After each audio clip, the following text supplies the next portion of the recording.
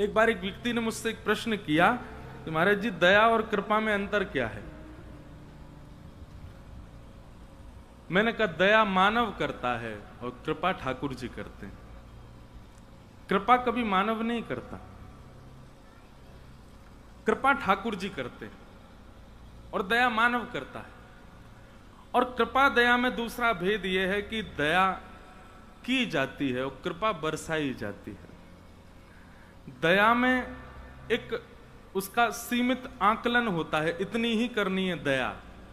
बेचारे किसी के हाथ नहीं, आपने देखा तो आपको दया आ गई, आप कुछ करोगे, पर सब कुछ नहीं कर सकते। कोई असहाय है, उसके ऊपर दया करके थोड़ी सहायता करोगे, सब कुछ नहीं कर सकते। पर कृपा तो पूरी की जाती है। कृपा में भेद नहीं। हमारे ब्रज के एक संत कहा करते कि भैया ठाकुर जी वैसे तो बड़े विद्वान हैं, लेकिन गणित में बड़े कच्चे हैं। हमारे ठाकुर जी को और हमारी श्री जी को गणित नायाब है। गणित जानते हैं? मैथ्स, गणित नहीं आती ठाकुर जी को। बोले गणित मतलब नहीं आती, मतलब बोले ये जो जोड़ घटाना ये ठाकुर जी से नहीं आता।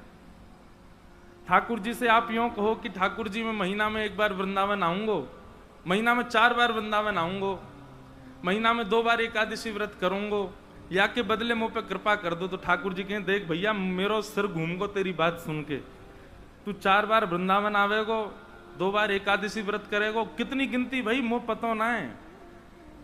ठाकुर जी क्यों, आप क्यों नहीं जानते? बोले हम पे तो एक ही गणित आवे। कहा पूरो दे दे और पूरो ले जा, यही आवे बस। जे आधा अधूरा इतनो दे दूं फिर या के बदले इतनो दे दो। ठाकुर जी के मुंह पे जे ना आवे, पूरो दे और पूरो ले जा। और श्री जी तो और बढ़िया है। ठाकुर जी तो कह रहे हैं पूरो दे पूरो ले जा, और किशोरी जी कह रही है पूरो दे दोनों ने ले जा। किशोरी जी तो स्वयं को भी दे दें और लाला को पकड़ के और दे, बोले यऊ पकड़ो लो। तो हमारे ठाकुर जी और श्री जी भैया दुनिया के देवी देवतान में खूब बुद्धि है, खूब गणित है, खूब अगर ये सब आपको जोड़ भाग आदि ये सब करने हैं तो फिर अन्य देवतान के पास जाओ। वृंदावन के उपासक बने हो, ब्रज के उपासक बने हो, तो भैया जैसे सीधे हमारे श्यामा श्याम वैसे भोरे बन जाओ। यहां ज्यादा चतुराई करने की आवश्यकता नहीं है भैया। आप जिस भूमि पर बैठे हैं, श्री गिरिराज जी गोवर्धन नाथ जी की जो ये भूमि है ना, ये प्रमाण स्थली है। कौन सी स्थली है? प्रमाण स्थली। वृंदावन ध्यावे की स्थली है। आज एक मन में बात आ रही मेरे, पता ना क्यों, तैयार रहते रहते मैं मन में सोच रहा हूं, मैंने कि हमारे चित्र विचित्र बाबा, हमारी पूनम दीदी जी गोवर्धन में काहे को बस गए? ये गांव में तो वृंदावन को है, ध्यान में वृंदावन को, इनके इष्ट वृंदावन में, जो गोवर्धन में काहे को बसे। तो पता वहां से आते समय मेरे मन में आई, मैंने कि ये बड़े आनंद में बसे हैं गिरिराज जी में। क्यों? यहां से जितना दूर बरसानो उतनी दूर ही वृंदावन है, बीच में बसे हैं बिल्कुल। जब इनको मन करे तब वृंदावन चले जाओ, वो इतना दूर है। जब इनको मन करे बरसाने चले जाओ, वो इतना दूर, बिल्कुल बीच में है गिरिराज जी। गिरिराज जी से सवरे ब्रज 84 कोस के मुख्य स्थान सब यहां से बराबर ही पड़े। कहीं जावे को भी मन करे तो 2-4 मिनट ऊपर नीचे लगेंगे, बाकी समय उतना ही लगेगा सब जगह जावे में। बिल्कुल मध्य है। तो ये प्रमाण स्थली है। काय बात को प्रमाण? श्यामा श्याम ने अधिकतर यदि कोई को अंगीकार कियो तो वो तलेटी में ही कियो है। और नहीं विश्वास हो तो उठा के आप देख लो।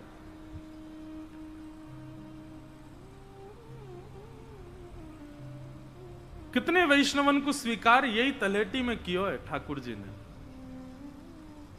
श्री जी ने कृपा करी है, ठाकुर जी ने कृपा करी है, या गोवर्धन में।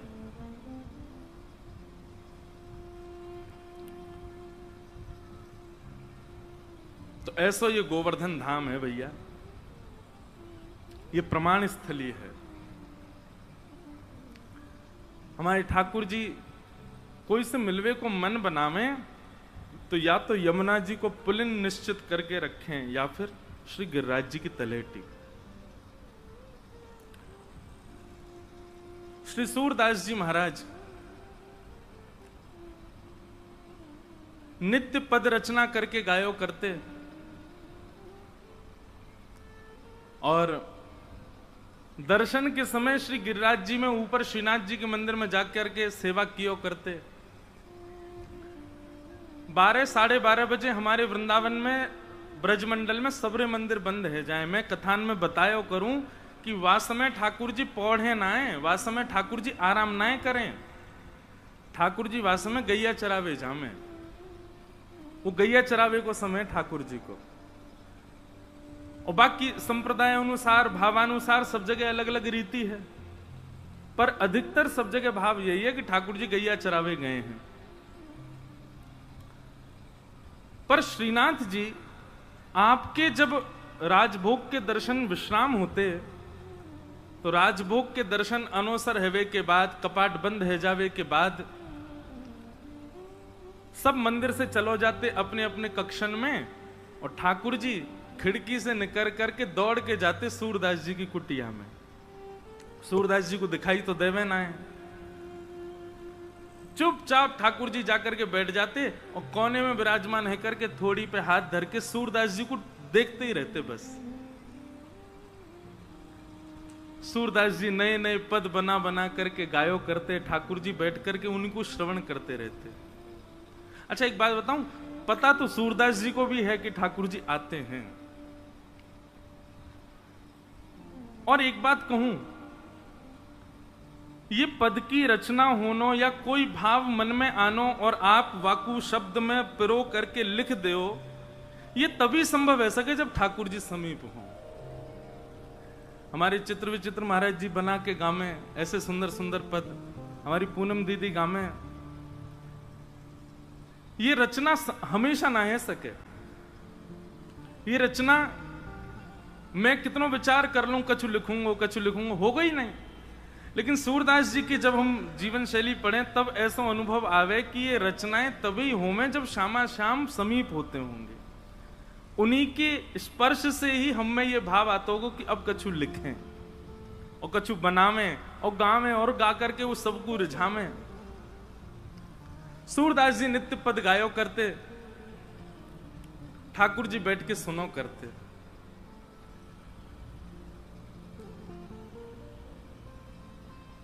बड़े सुंदर सुंदर पद हैं। एक सूरदास जी का इतना सुंदर पद है, मेरो मन अनंत कहाँ सुख पावे, मेरो मन अनंत कहाँ सुख पावे।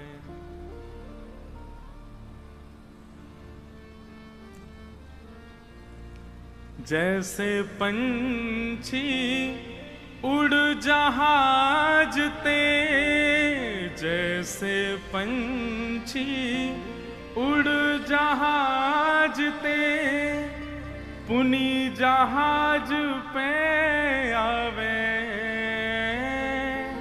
पुनी जहाज पे आवे।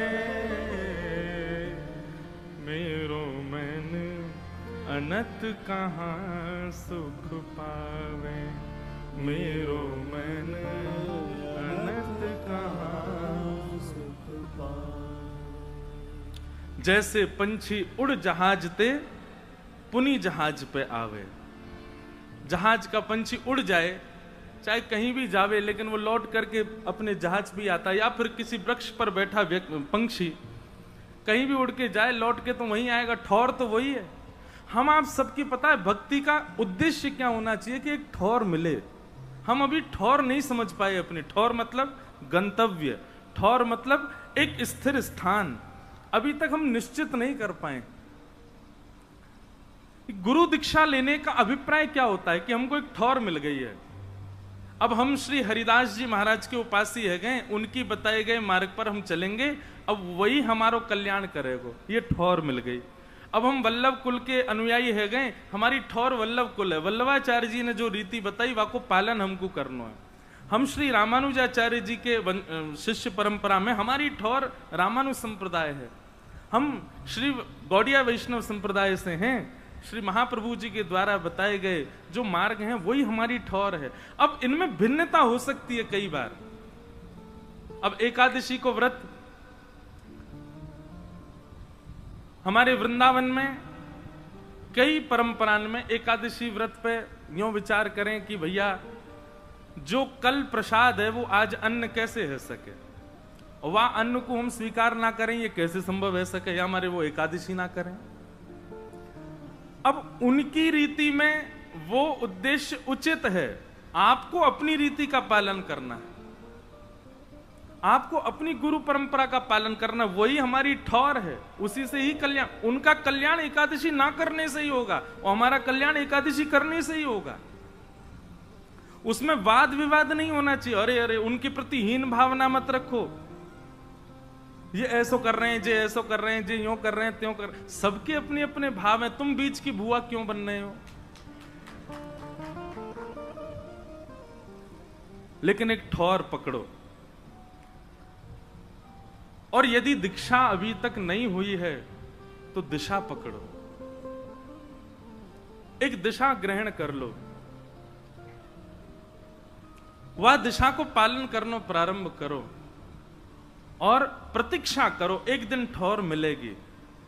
और ज्यादा ठौर मिलेगी, आप सब भी फिर सूरदास जी को यही भाव गाओगे, मेरो मैंने अनंत कहाँ सुख पावे, मेरो मन अनंत कहाँ सुख पावे। कमल नयन को छाड़ महात्म, कमल नयन को छाड़ महात्म, और देव को ध्यावे, और देव को ध्यावे। परम गंग को छाड़ पियासो, परम गंग को छाड़ पियासो।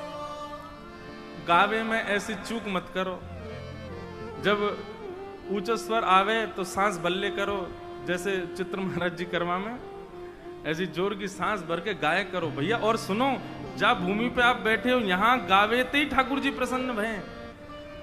यहीं गागा के सूरदास जी ने प्रकट कर दिए, यहीं कुम्मन दास ने प्रकट कर दिए, तो हमारे गावे इतना प्रकट होंगे? गाओ भाव से। परम गंग को छाड़ पियासो, परम गंग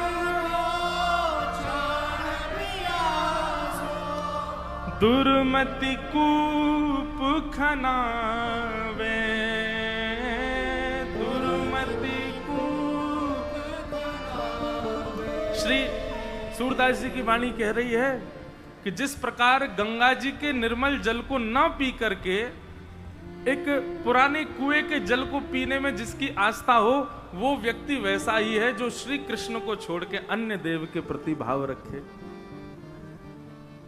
देखो, आप स्वच्छंद हो, स्वतंत्र हो, कहीं भी जाओ, कोई वो नहीं, पर एक बार भी यदि कृष्ण की शरणागति ग्रहण कर ली है तो फिर अन्य कहीं जावे से पछताओगे। यहीं रहो, यही ठौर है आपकी। हमारे ठाकुर जी आपकी मनोकामना जल्दी पूरी नहीं करेंगे, ये तो हम श्री कृष्ण के बारे में पहले ही बता दें। मनोकामना पूर्ति के लिए यदि जी रहे हो तो फिर भैया सब जगह जाओ, लेकिन यदि श्री कृष्ण की शरण ग्रहण करिए तो यहां मनोकामनाएं पूर्ति नहीं होती हैं। यहां मनोकामना वाला सेक्शन ही नहीं है, ऑप्शन ही नहीं है। मनोकामना मतलब क्या होता? आपकी मन के कामना के अनुसार आपका जीवन। पर कृष्ण भक्ति का नियम ही यही है, आपका मन ही नहीं है, मन श्री कृष्ण का है, करना आपको है। यहां आपका मन नहीं है, मन उनका है। वो जो चाहेंगे वैसे आपको करना पड़ेगा। आहा,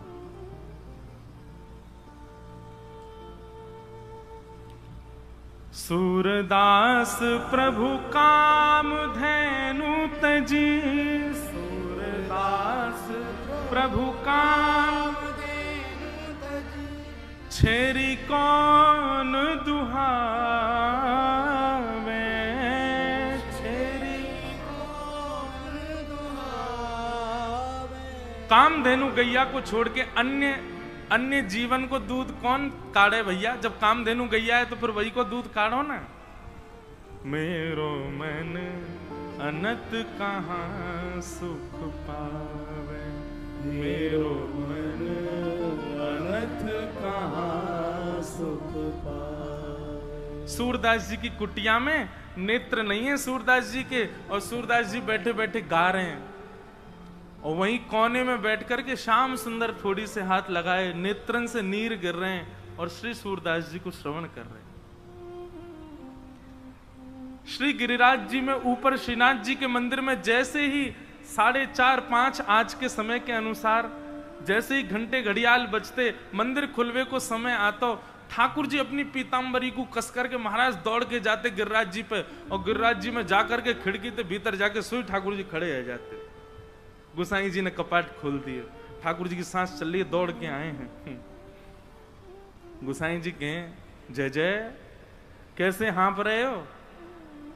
बोले नाय मैं पौड़ गयो। पौड़ गयो मतलब सो गयो। मैं पौड़ गयो, वह पौड़े पौड़े मैंने ऐसो सपनों देखो, मैं तो घबराए गयो। बोले कहा सपनों देखो? बोले मैंने ऐसो सपनों देखो, ये मधुमंगल श्रीदामा है कहाँ है? बोले हाँ। बोले इनने मेरो मुकुट पहन लियो, मेरी पीतांबरी पहन ली, मुंह को मंदिर से निकाल के खुद देवता बन के बैठ गए। मैंने तो ऐसा सपनों देखो। एक बार की घटना भी है ऐसी। एक बार मधुमंगल पीछे पड़ गए और ठाकुर जी के, ए लाला तेरी बड़ी पूछ है सब जगह, सबरे संत मंत तो को प्रणाम करें, ए देखियो देवताओं कभी कभी तो को प्रणाम करें। लाला ये सब चमत्कार तेरे मोर मुकुट को है, ये सब चमत्कार तेरी पीरी पीतांबरी और कारी कमरी को, तू एक दिना को या मोह दे दे, मैं हूं पहन के घूमूंगा, सब देवता मुंह प्रणाम करेंगे। ठाकुर जी बोले ये बाहर से देखवे में सुंदर लगे, इनको धारण करवे के काजे खूब बल चाहिए। मधुमंगल बोलो लाला मैं हूं मधुमंगल नहीं, काउदना तो पहनूंगो। ठाकुर जी बोले जाकू धारण मत करियो नहीं तो पछतावेगो। एक दिन ठाकुर जी जमुना स्नान कर रहे, अपने वस्त्र आदि उतार के चले गए। सोई मधुमंगल ने जानी बोली जय सही समय, ठाकुर जी की पीतांबरी पहन ली, सिर पर टेढ़ों से मुकुट बांध लियो और कमर में कारी कमरी लपेट करके और मधुमंगल त्रिभंग लली बन करके डोलन लगो। इतने में ही कंस के द्वारा भेजो गयो राक्षस केसी आ गयो, और कंस ने वाकू बताए करके भेजी। बोले नंद नंदन की पहचान का? बोले मोर मुकुट पहने, टेढ़ो सो पीरी पीतांबरी पहने, और ऐसी चाल चले, कभी तो लगे कोई छोरी चल रही है, कभी लगे नाना ही तो पुरुष ही है, ऐसी चाल है वाकई। और बंसी बजा तो भे चले टीड़ो मेड़ो सो। मधुमंगल डोल रहे हो, बोले अभी आवेंगे देवता को प्रणाम करेंगे, अभी संत जन आवेंगे मेरे सामने लौट जाएंगे। इतने में सामने तो विशाल विकराल राक्षस केसी आके हो, और केसी आकर के महाराज वो भागो मधुमंगल के पीछे। मधुमंगल अरे लाला बचाइयो, अरे लाला बचाइयो, लाला बचाइयो। देख कहा भाई ठाकुर जी जमुना जी स्नान कर रहे, ठाकुर जी ने देखी जे का एरो है, तभी देखी मधुमंगल दौड़ता हुए आ रहा हो, पीछे केसी राक्षस दौड़ रहा है। ठाकुर जी निकल करके बाहर आए, एक मुष्टिक प्रहार कियो, राक्षस को वध कर दियो। मधुमंगल बोलो लाला तू ही धरिया है, मैं ना संभाल सकूं भैया। तो ठाकुर जी बोले मैंने तो ऐसा सपनों देखो कि मधुमंगल श्रीधामा बड़े दुष्ट हैं, मेरो श्रृंगार करके मंदिर में खड़े है गए बहानों बना में। बंधुओं एक बात सुनना, ये जो श्रीनाथ जी का स्वरूप है ना ऐसे, ये एक ठाकुर जी नहीं है, ये श्यामा श्याम को मिलित स्वरूप है। जब रास विहार होवे तब श्री जी हमारी दोनों भुजा उठा करके नृत्य करें, और रास विहार में ठाकुर जी दोनों भुजान को कटी पे धारण करके नृत्य करें। ये दोनों उनकी मुद्रा है। किशोरी जी ऐसे नृत्य उर्ध बाहु है कि नृत्य करें, और ठाकुर जी कटी पे भुजा धारण करके नृत्य करें। नृत्य करते करते आज श्यामा श्याम इतने आनंदित है गए कि दोनों को चिन्मय स्वरूप एक दूसरे के समीप आयो, और कटी पे धारण किए ठाकुर जी को बाम अंग किशोरी जी में, और उर्द बाहु करी भई श्री किशोरी जी को दायनो अंग ठाकुर जी में मिलित है गयो, प्रकट है गए श्रीनाथ जी। ये श्रीनाथ जी, तो ये जो उठी हुई भुजा है ना, ये श्री जी, हमारी किशोरी जी। या हमारे जब हमारे लाल जी को अभिषेक होवे ना, तो पहलो अभिषेक भुजा को किया जाए, श्री जी को करे।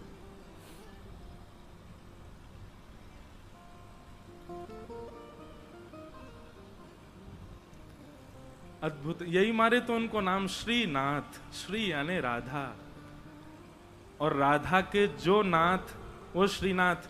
पर एक बात कहूं, ये अर्थ राजस्थान के लोग लगा रहे होंगे श्रीनाथ की, राधा के नाथ, परम ब्रजवासी तो दूसरा अर्थ लगा। मैं कहा, बोले श्री जी जाकी नाथ वो श्रीनाथ। एक महाराज जी सरस माधुरी जी को एक बहुत अच्छा पद है, नगराग बदलियो भैया।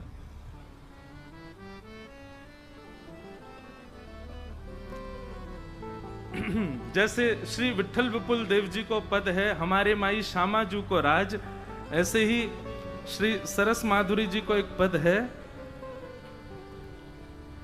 श्यामा जू सरदार हमारे माई, श्यामा जू सरदार हमारे माई। ऐसे गावे की कौन ने कही, गानो है रैंकनो ना है न, भावते गाओ।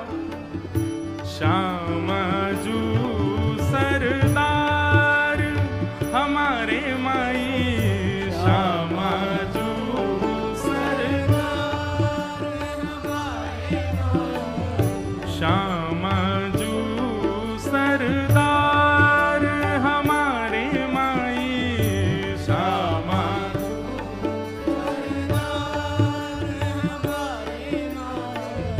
जिनके गुण गावत वंशी में, जिनके गुण गावत वंशी में। करताल कौन बजावेगो, जो नहीं बजावेगो वाके दांतन में दर्द है जाएगो। हाँ, ऐसे थोड़ी नए नए भाव हम ढूंढ के गावे, मेरो कछू नहीं जावेगो। मैं तो तलेटी में गा रहा हूँ, मोह तो दर्शन है ही जाएंगे। मोह तो विश्वास है कि मोह तो होंगे एक दिन। बाबा मोह पूरा भरोसा है कि एक दिन शामा शाम जरूर दर्शन देंगे। और भैया देखो, ये तिलक धारण किया है, धोती धारण करी है, शिखा धारण करी है, कंठी धारण करी है, तो ये विश्वास भी धारण करो कि शामा शाम मिलेंगे। विचलित मत रहे करो, रोते मत रहे करो कब मिलेंगे, अरे मिलेंगे, मिलेंगे जरूर। हमारे माई श्यामा जू सरदार, हमारे माई श्यामा जू सरदार, ओ जिनके गुण गावत वंशी में, जिनके गुण गावत वंशी में, नित प्रतिनंद कुमार, नित प्रतिनंद कुमार, नित प्रतिनंद कुमार, नित प्रतिनंद कुमार। हे हमारे माई श्यामा जू सरदार, हमारे